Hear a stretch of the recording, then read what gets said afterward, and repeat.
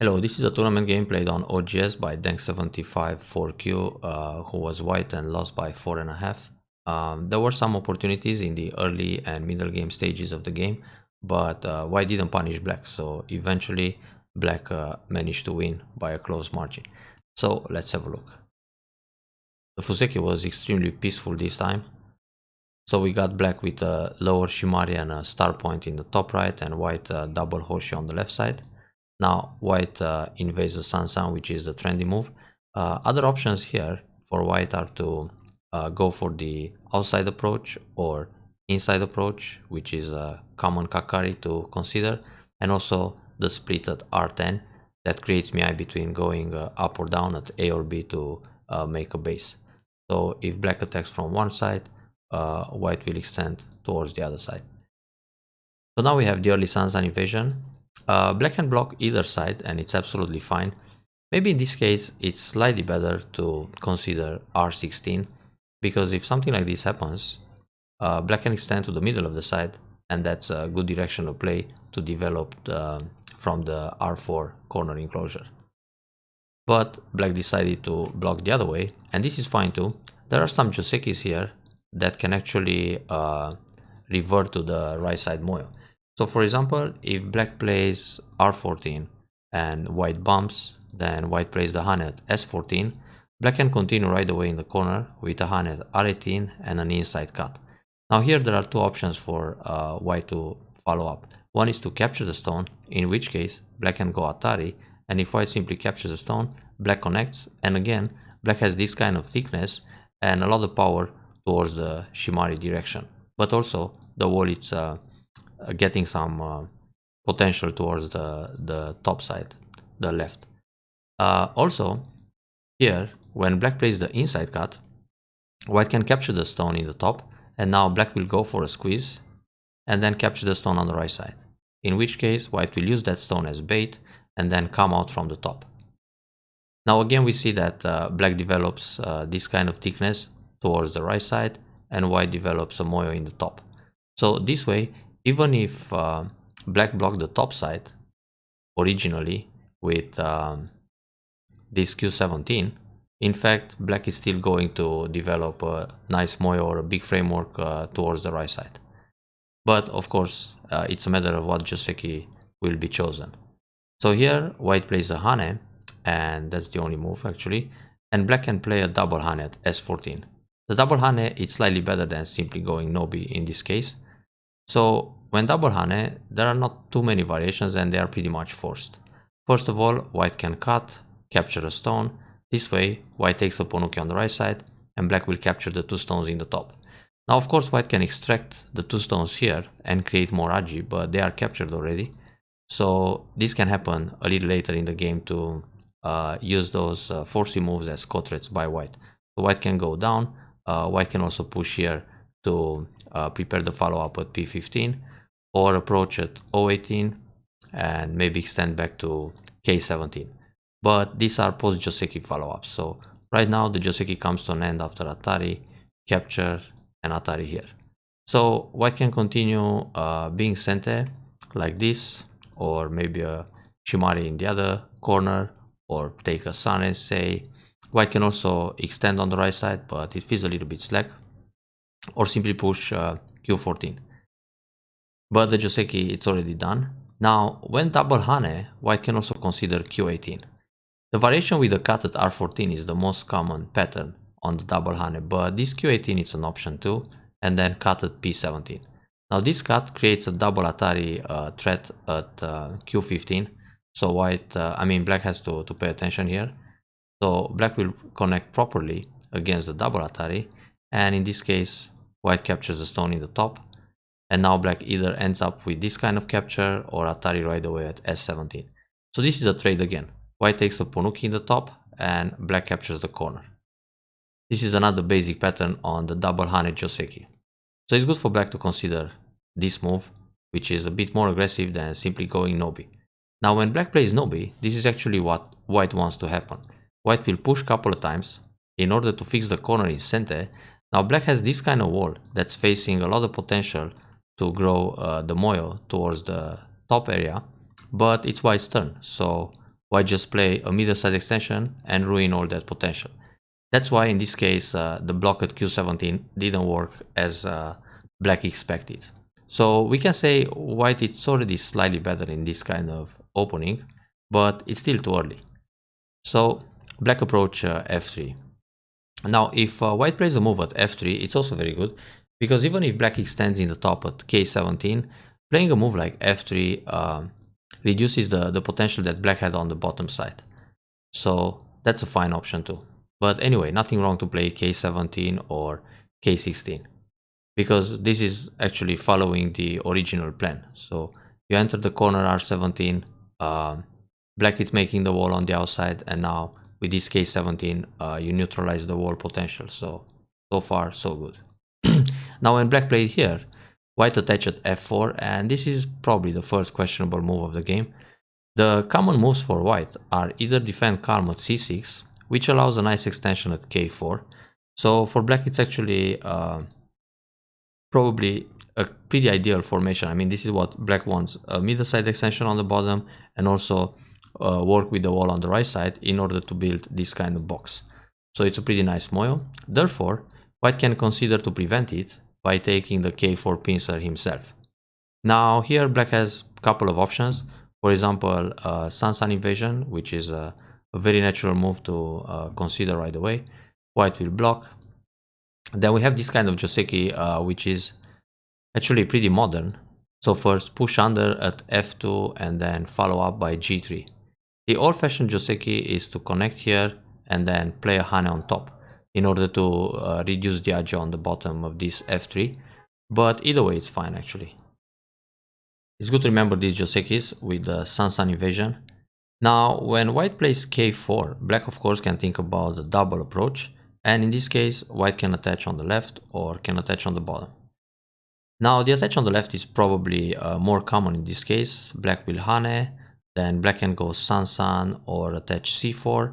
White will block here, connect. If black plays h3, white will probably start a fight with the pip. And if black simply defends the left side, white will reinforce the bottom side at g4. So this way, white is taking like half of the bottom, but prevents a very large moyo coming from black. So it's good to remember the pincer at k4. Now this attach actually helps black, because when black plays the hane, black is still going to develop the bottom side quite large. Here for black it's good enough to play e3 and then extend back to k3. If white defends c6, black is already happy with the bottom development and can attack the top left. So we have the attach, then hane, block, connect, that's fine too. And here black can actually push from behind at g5 in order to grow the moyo on the bottom side. Playing the middle side extension, okay, this prevents the moyo on the left, but it leaves some age on the bottom. So white can attack with a move like j4 or even this h2, which is threatening the cut. Now if black connects g3, white simply extends l3. So white makes a base on the bottom and black is pretty much on the run next. If black plays a move like h3, white will push first, threatening the cut, and then hane. Now if something like this happens, again white gets a base on the bottom side.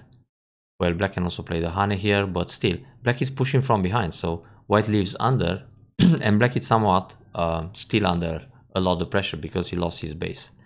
So it's quite interesting to remember this h2 move, which also black can protect with a move like g2, but this feels very easy for white to make a base and still keep the pressure on the on the black group. So white protects the left side, and this extension is actually pretty good because d10 it's kind of lonely, so that's an option too. But in the future, remember this h2 move. It's some sort of special move threatening the cut, and it's much better to play it than h3.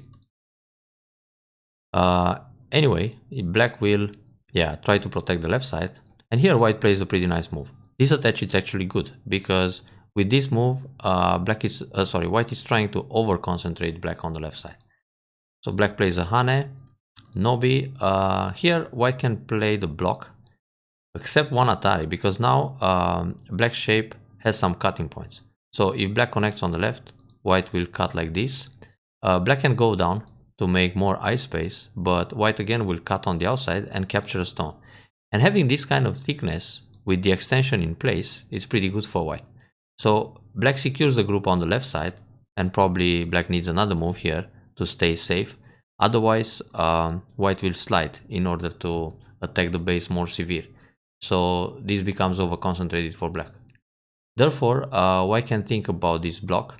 It seems more severe, but the Nobi is the most natural move because you don't want to leave the Atari on the outside. So black invades the corner. Here this block is questionable.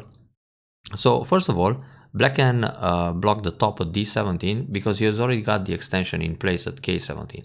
Now when black defends or connects under, white can use the cut, because in this case, when black connects here or here, white just extends, so it's going to separate the outside stones from the corner.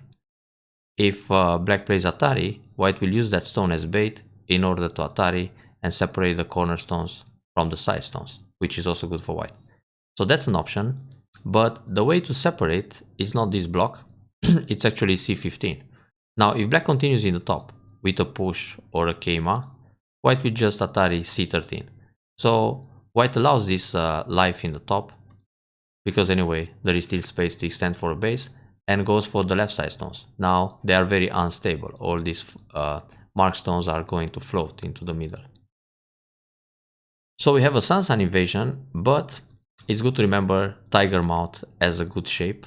If black pushes here, again Atari, black jumps, you can approach once and then extend for a base in the top. So it's a trade. You give up the corner to go for the left side, oops, what a terrible draw, and extend in the top. So back to the original game, we have this block and the follow-up here. When black hane, black should actually push in the top.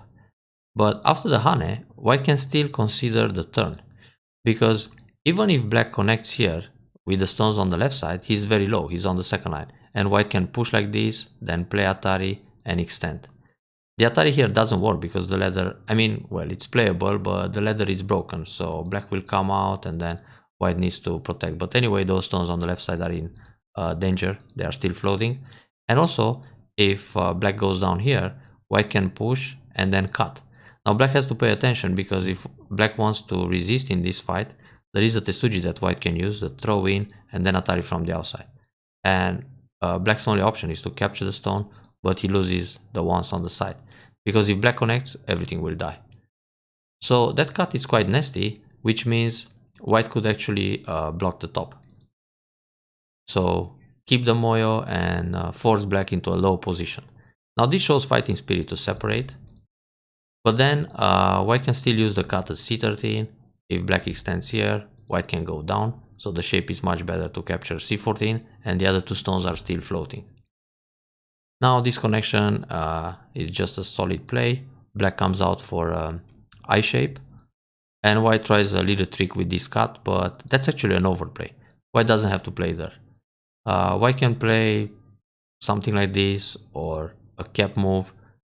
I mean, just forget about the top side right now, because k17 can always extend n17 for a base.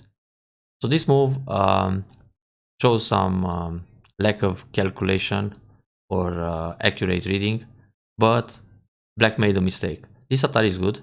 Actually, black can just extend, nothing happens, because if white pushes in the corner, you just turn and that's it, 2 liberties.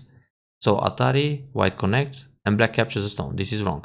Black could connect f18 or g18, because anyway, if white tries to stretch into the corner, black will turn, and there are only 2 liberties against 4, so white is captured already. Nothing happens here. If hane, just Atari and throw in or leave it. So Atari, and here why should Atari use that stone as bait, which was actually an overplay, and then extend.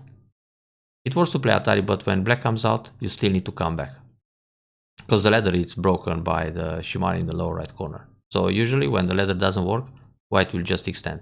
But this way, f17 is punished, and white gets a lot of potential in this area. Besides, the 3 stones on the left side are still a target. So white captured a stone on the left side, which means black can fix the top, and black should do that. just protect g18, because when black connects in the top, that k17 stone, it's kind of thin, so white needs to make a base. If white is busy to get something on the left side, for example an Atari here, black can attack at m17. So black had to protect the g18 stone and then establish superiority in this opening. Also, if black wants to fix the left side, it doesn't have to be a connection here because it's very heavy. It's better to play an attach on top of this stone on the left side, then no B, and then a light shape towards the middle, like this or like this. But of course you gotta read the ladders. I mean, if white pushes and cuts, there must be a ladder that goes in the top. Oops, this is broken.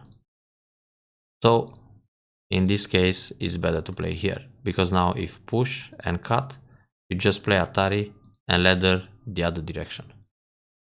Or if no ladders are working, you're going to squeeze like this as black, which is also good enough. So white really plays lots of stones and just gets a dumpling formation. So Atari go down, black connects, and now again white can cut and extend here. Then think about the ways to chase the group on the left side. This move is really soft. I mean, this is preparing the cut and extend, but black can fix now like this or like this. So it's not going to gain much to play g15, but it's a little preparation in order to attack the group on the left, which can be this kind of approach move or surround. So black jumps out, but again, black can play the attach, extend, and then this kind of jump. Now when white pushes and cuts, it's going to be a squeeze play, which is super painful again, and then protect. So black got this move to run out, then white can cut and catch the stone in the top. Finally it works to play this Atari, but it's still better to extend in this case. Well, white extends in the top and now the wall is completely meaningless there, but black was still kind of successful on the left side overall. This is a big move. Playing this k4 fixes lots of problems and probably is the last big point on the board right now. White turns and black should actually simply no be here. This is proper. If black doesn't play here, white can come inside at h4. So this invasion was a little bit too much. So black overplayed, white surrounds. This consume is very good. And now black is going to fix the left side. So his invasion was actually some sort of bait to get forcing moves on the left. But here black can play this move, threatening to connect under, and then come back and fix the bottom area. So it's really urgent for white to finish Sente and play Atari here. So white plays a Hane. Before connecting, it's good to play Atari on the outside, because when black connects, this is a painful shape, the farmer set, which is generally a heavy and a shape to avoid, and now connect. When white connects, black will block to secure the I shape, then white can enter the bottom side. So playing here was soft, because on this Atari, black cannot resist. If black cuts, for example, white will take the stone and then capture the cutting stone. So black is punished again. So here black blocks, white plays the Atari, but now black doesn't respond, so he just captures the stone on the left side to stay alive. And white took a stone which is extremely small. Black is already alive, so capturing this stone, it's only worth 2 points and it's not going to affect the group on the left side. There is no implication there. Therefore, white should punish black on the bottom side with this move. So let's see what are black's options. If black simply connects, white can dive in h3 to surround the group and put a lot of pressure. Then black will play Hane to expand his I shape and create some cutting point. But here, when white connects at k3, white already damages this k4 and breaks the bottom side. And black is still not alive. Black needs a Hane here and another hanging connection. So now the group is alive, but already white got into the bottom side. So this stone is hurt. Black made a painful 5 points life, and white erased most of the moy on the bottom and is going for a big box in the center. So compared to capturing one stone on the left side, this is a huge difference. I mean, this can be a game winner. Already white is way ahead compared to the actual game. So white took a stone and black defends h4. So this was a big missed opportunity for white. Another option for black here is to play h2, because when black captures a stone, sorry, white captures the stone, black will block, but white will go inside, and then black has to push several times to secure the bottom group, but black is on the second line, which is low, and again is going to hurt the k4 stone.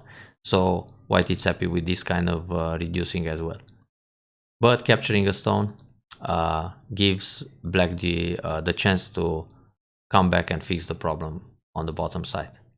So now white takes the stone in the top, but it's gotten not so big anymore. Actually, for white it's interesting to enter the right side, so white can play a move like r10 and then extend r7. It's about time to erase that moyo and also try to put the wall under attack.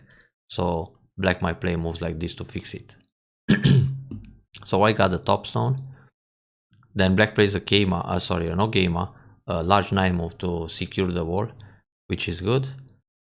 Then white increases the middle a little bit here, but it seems a bit soft. White should really think about moves to get into the right side. For example, a shoulder hit to erase the moyo, or this kind of, invasion r10. But when black plays a move around here, white will connect under, and I think now black has the first chance to win the game. So with this move, black should simply block L6 and increase the moyo. Because if white jumps like this and makes some territory around here, this is about 10 points extra from what it was before, but black can gain a lot on the right side. So it's not so great. This move is a bit strange, because obviously white will get ahead, not go back. And probably this is what black hope, and then Hane, double Hane, extend and keep growing the moyo. But obviously white wants to get inside. So black cuts. Well, that's the RG. But black should actually keep the bottom area. Play a Keima, then expand again. It's enough for black to win the game already. So black wants to fight here. White jumps. That's a very good move. Black is supposed to play on the bottom and fix this, connect the stones and build that territory. So jump out. White jumps too. White can play a peep, threatening to catch the 2 stones. So this will create a stick which is heavy, and then enter the bottom side at m4. If black wants to cut, you have Atari and capture. So this gives a nice I shape for white on the bottom side. And it's really big to enter m4. If black plays moves in the middle, you have this kind of counter attack with a peep, then Atari, and catch these guys. And if black connects, you can come from underneath. So this will kind of take away black's base and create a sabaki for white on the bottom area. So let's see some more moves. White jumps out, black fixes the bottom. White should still play the peep to create a heavy group, and then jump again in the middle.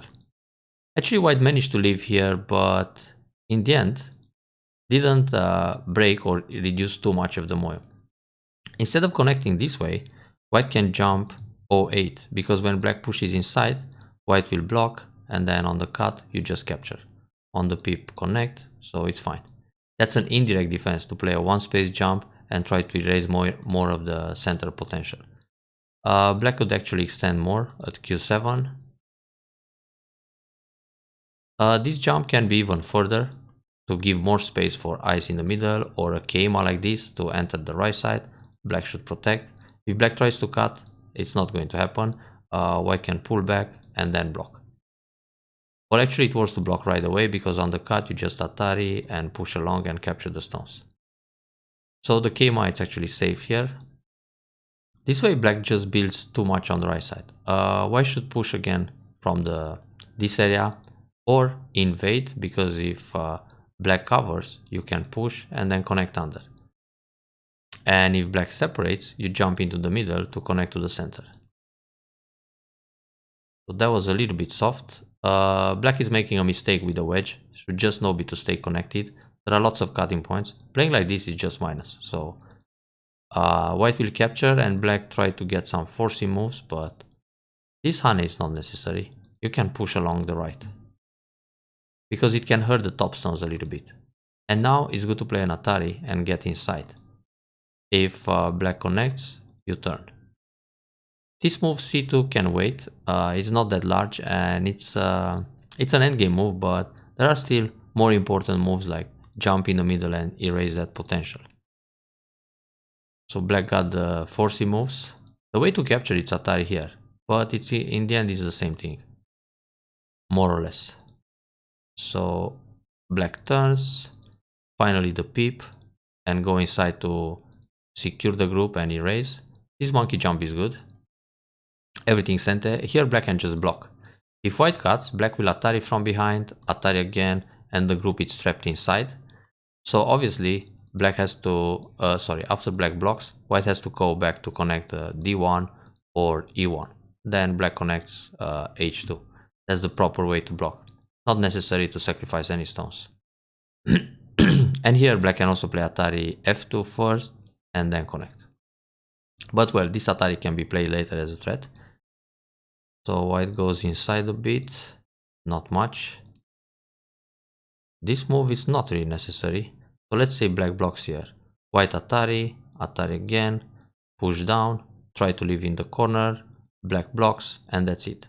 If white plays here, black can protect the cut, and this group in the corner, it's an L formation, which is dead. So now black protects because he feels ahead already. This turn was really big.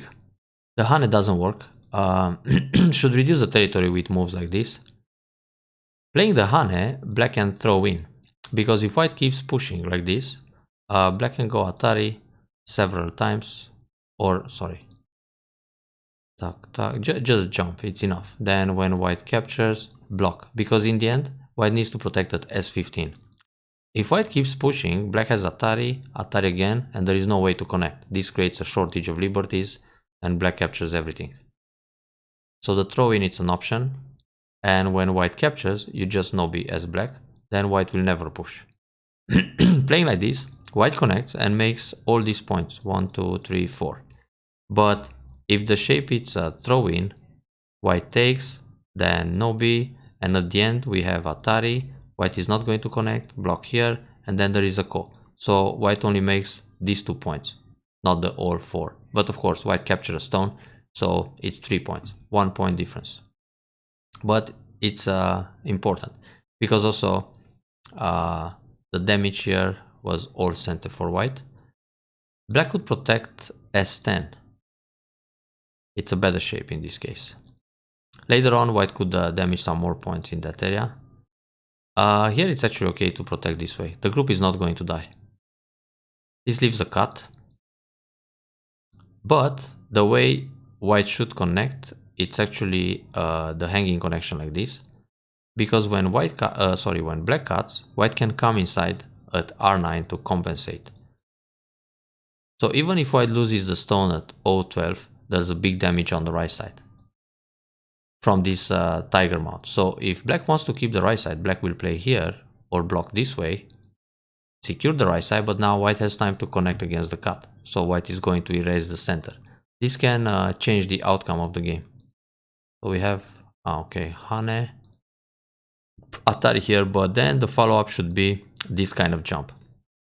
So when black protects, push inside. Playing here, black can still keep most of the right side, because then, in this case, white pushes only 1 point. Oh, that's a pity. If it's Atari, white should just connect or leave it. But once you connect, it creates some more cutting points. Blocking here, black captures instante. So black is happy with that kind of follow-up.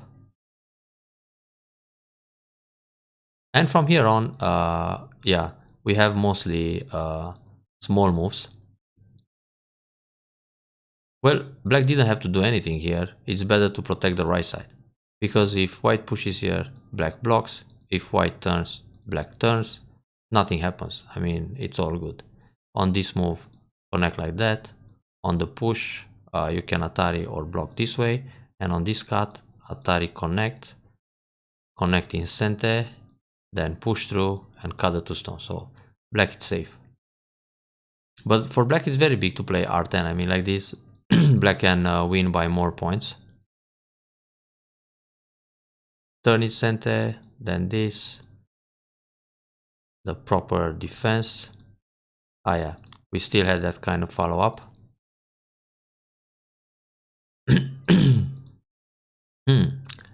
For black, it's actually good to turn here, oops, like this or like this one time.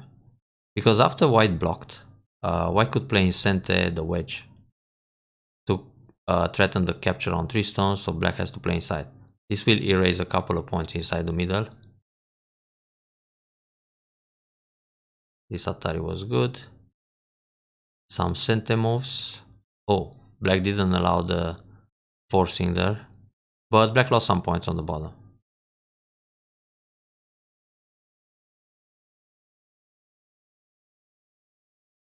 Yeah, white's small endgame was a little bit better than black, but it didn't matter. I mean, the biggest opportunity in this game was to enter the bottom side with that Atari at h4 early on. And also, white shouldn't lose this stone on a very large scale actually, but somehow the damage on the right side still happened as a compensation. So that's pretty much it. I hope you enjoyed the review and take some interesting points from it, and better luck next games.